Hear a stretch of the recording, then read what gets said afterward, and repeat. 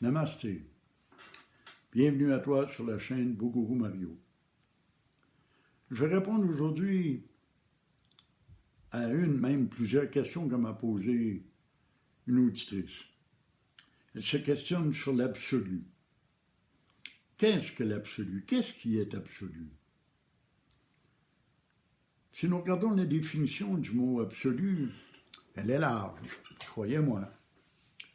Mais si nous regardons la racine étymologique, la racine d'où est venu ce mot, il y a une grande surprise à découvrir.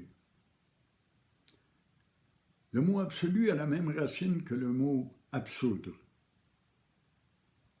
Et c'est bien ce qui se produit dans notre travail en vue de réalisation spirituelle. Il s'agit d'enlever, de retirer tout ce qui n'est pas l'être, la conscience et la béatitude. Enlever l'ego, enlever les désirs, enlever les peurs, enlever la mémoire. Lorsque tout est absous, même ce qui nous semble être ce monde, la réalité, c'est ça l'absolution dont on parle dans certaines religions. L'absolution totale du passé, de ce qu'on est, de notre propre identité. C'est un travail de déconstruction, en fait. On passe des années à se construire un ego. Je prends souvent le même exemple. Petit enfant, on commence à faire un dessin de ce qu'on est. On fait un petit bonhomme allumette. À l'adolescence, on lui rajoute quelques caractéristiques, des traits de caractère, des comportements, des idées, des croyances, des conceptions. On améliore notre dessin tout au long de notre vie. On lui rajoute ou on lui retranche des choses. Bien sûr, comme dans mon cas, à un moment donné, le dessin est devenu très, très, très complexe. C'était même plus un dessin, c'était une feuille barbouillée complètement. On vient qu'à ne plus savoir qui on est. On se perd. Qu'est-ce que je veux? Qu'est-ce que je veux pas? Qu'est-ce que je veux faire? Qu'est-ce que j'évite? Qu'est-ce que je recherche? C'est ça l'ego. Et on défend cette image-là. On dit, regarde ce dessin, c'est le plus beau dessin du monde. Je voudrais que tout le monde aime ce dessin-là. Je voudrais que tout le monde s'en occupe. Je voudrais qu'il soit le plus populaire, le plus puissant aussi. Seulement qu'à montrer ce dessin, tout le monde a peur. C'est ça un peu l'idée d'être tatouage quand on est jeune. Impressionner, ça fait remarquer. Passer un message. Attention, mon ego est là. Mon ego est plus puissant que tous les égos du monde. Je suis le centre de l'univers. Et voilà.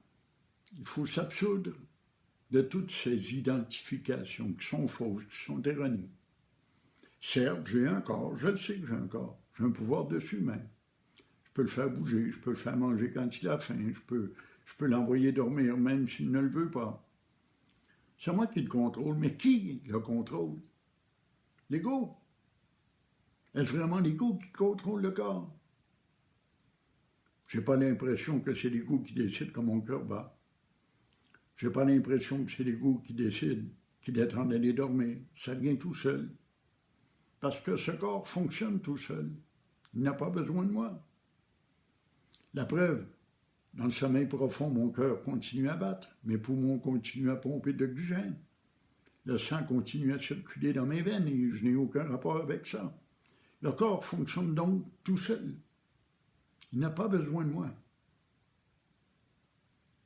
C'est ça la vérité. La grande vérité, c'est que nous sommes tous l'être. Sat Chitananda, être, conscience, béatitude. Puis quand on se rend compte de ça, qu'on en fait l'expérience directe, c'est ça la révélation.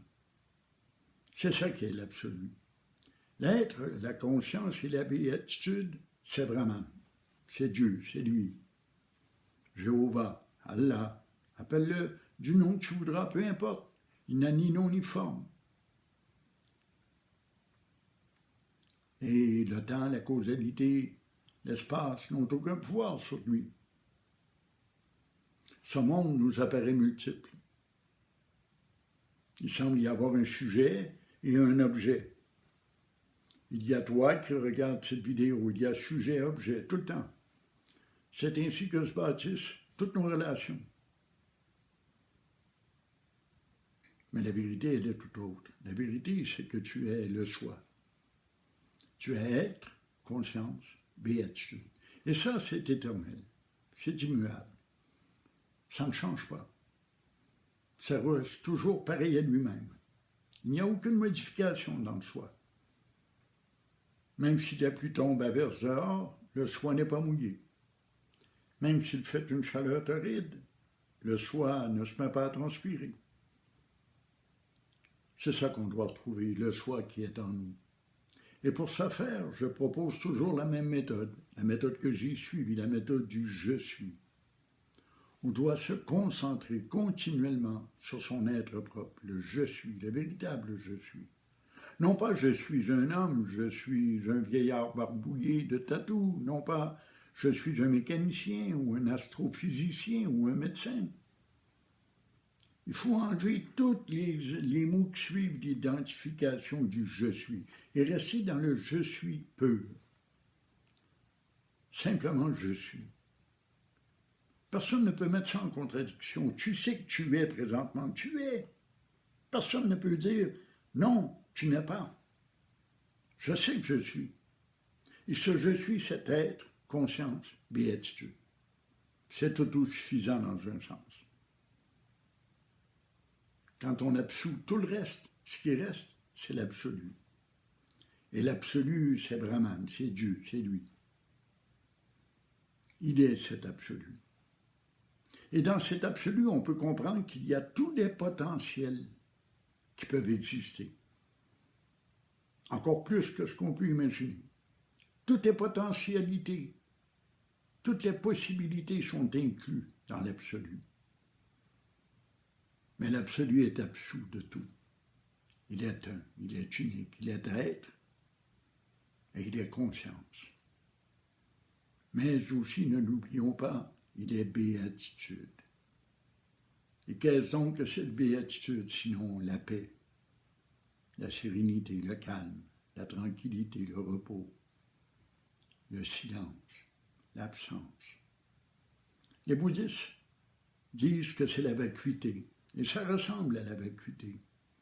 C'est un vide énorme, un vide immense, mais rempli de béatitude. C'est un contentement profond, sincère, véridique. Voilà notre vraie nature. Dieu sait à quel point on cherche le bonheur tout autour de soi. On cherche des gens pour nous aimer, pour nous divertir, on cherche le plaisir, on cherche à posséder, on cherche à avoir, à savoir, à connaître, à faire, à dire, à exprimer. Mais tout ça, on l'a dans nous. Nous sommes le soi. Nous sommes l'absolu qui s'exprime. C'est ça qu'on doit retrouver. Certains l'appellent Parabrahman, encore plus haut que Brahman. Comme si Brahman était la création, que Parabrahman était l'absolu. Peu importe le nom qu'on lui donne, ce n'est pas important, nous sommes tous cet absolu. Nous venons de la béatitude, nous retournons à la béatitude, nous venons de l'absolu, et nous demeurons l'absolu toute notre vie. Nous sommes, dans un sens, cette immense vacuité. On peut parler de vacuité parce qu'il n'y a ni temps, ni espace, ni causalité. Vous savez, ces trois filtres qui créent le monde. Notre objet de perception possède ces trois filtres. Tout ce que nous percevons passe à travers la perception du temps, la perception de la cause et la perception de l'espace. Mais si nous enlevons ces trois fils, si nous en faisons l'absolution totalement, que reste-t-il? Il reste lui, il reste l'absolu, il reste l'éternité. Qu'est-ce que l'éternité? C'est ce qui n'a pas de naissance, c'est ce qui n'a pas de mort. Il n'y a pas de début, il n'y a pas de fin. C'est un moment présent, constant. Et si on y regarde comme il faut, si on réfléchit correctement au sujet, nous vivons déjà dans cette éternité. Le soi est éternel. C'est toujours le moment présent. Je ne peux rien faire, rien penser, rien souhaiter. Rien trouvé qui ne soit dans l'instant présent. À tel point que même l'archéologue qui fouille les sables du désert à la recherche d'une cité perdue ou d'un village quelconque, ce qu'il trouve, il le trouve quand? Il le trouve dans le moment présent. Il ne le trouve pas il y a 2000 ans. Est-ce là une preuve qu'il y a quelque chose qui a existé? Il n'y a aucune preuve. Toutes les preuves sont toujours dans le présent. Il n'y a qu'ici et maintenant qu'il se passe quelque chose. Nous ne sommes pas prisonniers de l'ici et du maintenant. Nous sommes dans l'éternité. L'éternité, c'est ça. Il n'y a pas de temps, il n'y a pas d'avant ni d'après, il n'y a qu'un maintenant. Un maintenant continuel qui n'arrête jamais. L'absolu, c'est ce que nous sommes, c'est notre véritable nature. L'absolu, c'est le divin. Parce que le divin ne peut pas avoir ni qualité, ni attribut quelconque. Il est sans forme, sans odeur, sans couleur. On ne peut pas le disséquer, on ne peut pas l'étudier, on ne peut pas le mesurer, on ne peut pas le peser. On ne peut pas le décortiquer en petits morceaux pour l'étudier et comprendre son fonctionnement. Il est absolu. Il est absous de tout ce qui peut être un qualificatif quelconque. Et tout ce qu'on peut en dire, c'est ça. Comme disent les grands sages, il est être, conscience, béatitude. C'est les seuls qualificatifs, mais ce ne sont que des flèches qui nous montrent la bonne direction. Ce n'est pas la réalité encore. La réalité, elle est absolue. Mais on peut, grâce à ces trois guides, se diriger sur le chemin de réalisation. Je sais que je suis, et je suis conscience.